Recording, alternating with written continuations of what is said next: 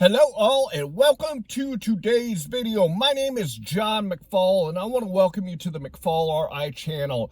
The McFallRI channel is geared towards helping you make more money, whether it be food delivery or semi-passive income. This is what I do and this is what I teach, and I want to welcome you to my channel. Today I want to give you 4 tips that are going to help you increase the money that you are out here getting when you're out here doing food delivery. I want to go over 4 things that you can do right now to make changes to improve the income that you're making. Before we get into the topic, I do want to ask you, if you like this video and you like my content, feel free to subscribe to my channel and like this video. Also want to talk to you about 3 great tools that I have in my description. That's the Beans app and SimplyWise and QuickBooks Self-Employed. I put a link to a video I did on them. If you would like to check that out and see if they're good for you too, please head down into my description and go check them out. Also want to remind you that if you have not downloaded my metric spreadsheet, I do not know what you're waiting for. I'm going to throw it up here on the screen real quick so you guys can take a quick look at it. If you look at the left-hand side, you'll see I always put my start time and my end time. This gives me the total hours I've worked. I also put in the miles, and then if you look to the right, you'll see I put the dollars that I've made, the time that I worked, and the number of deliveries for each app. Head to the bottom then, and you'll see it calculates out what your average dollar per hour, dollar per mile, and your average per delivery.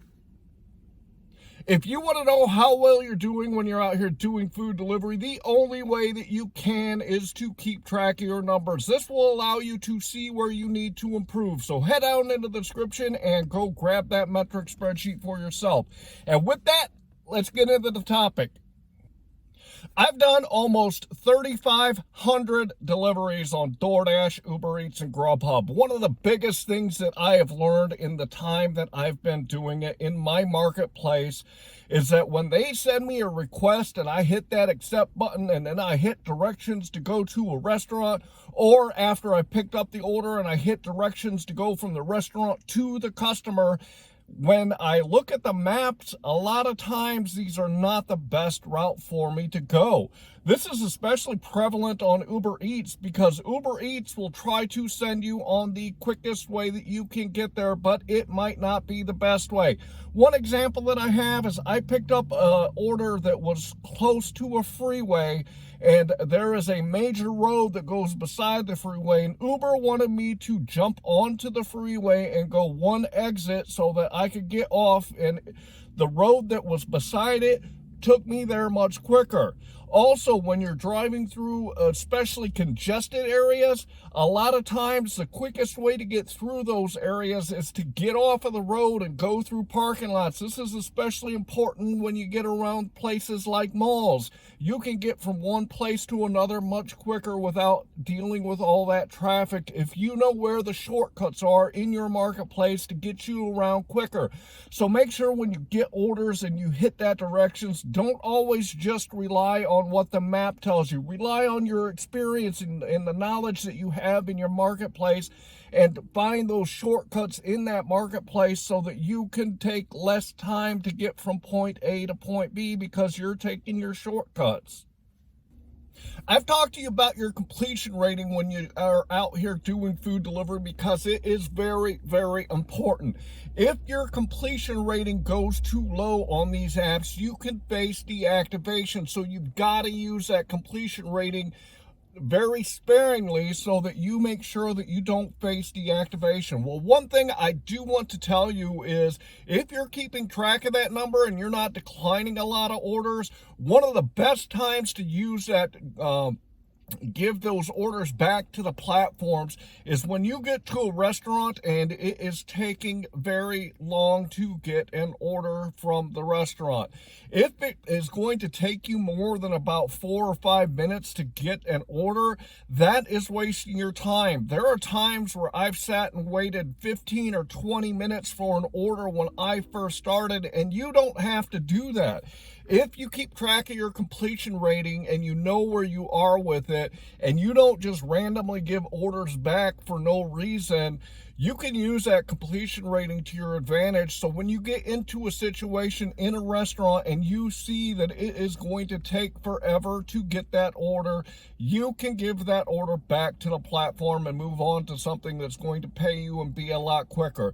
This is especially prevalent when restaurants, especially fast food places, when they close down their lobby and you can't get inside the store, and you look at that line, and that line in the drive-thru is 20 cars long. You don't have to keep that order and you don't have to take it. All you got to do is give that order back, but make sure that you're always keeping track of your completion rating so that you do not face any kind of deactivation on the platforms. Every gig tuber on YouTube talks about your dollars to hour and your dollars to mile and how important it is. It is vitally important that you get the most dollars per hour and the most dollars per mile when you're out here working. Well, one thing that a lot of people shy away from when they see it immediately is the longer distance orders. I did a video on taking long deliveries, and I want to throw it in here because it's really, really important, and it's how I make a lot of money. When you get orders that are long deliveries, don't just look at the dollars to time and the dollars to mile. Look at where that order is being dropped off at, because if you've done your homework in your marketplace, I always talk about having multiple hot spots, multiple sweet spots in your marketplace. And if you have done the research on your marketplace and you know where your 3 or 4 or 5 sweet spots are in your marketplace, if you get an order that's going to take you from one of your sweet spots and it's going to land you in another sweet spot, go ahead and jump on that long distance order. I make a lot of money because I take long distance orders that a lot of people don't, and they pay me very good money to take those deliveries.